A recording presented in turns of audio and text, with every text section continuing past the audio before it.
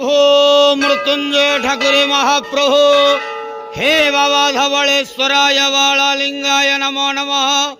दीपं यदि परं ब्रह्म दीपं यदि जनार्दनः दीपाहरत मे पाप पूजा दीप नमस्तुते। धवलेश्वराय वाळालिंगाय नमो नमः। संसार सुखी रखंतु। आज पवित्र धर्मर मास कार्तिक मासर तृतीय सोमवार रे समस्त श्रद्धालु भक्त मानक आशीर्वाद करंतु। मनस्कामना पूर्ण करंतु। कर्मक्षेत्र उन्नति करंतु। ग्रहरिष्ठ खंडन करंतु। जगतर मंगल करंतु। विश्वर कल्याण करंतु। आपणकर नाम विख्यात करंतु।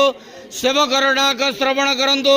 समस्त गुआवसा भक्त मानकर मनस्कामना पूर्ण करंतु। जो जो भक्त माने आपणक पाखरे मानसिक रखिछंती तांका मानसिक पूर्ण करंतु। धवलेश्वराय वाळालिंगाय नमो नमः।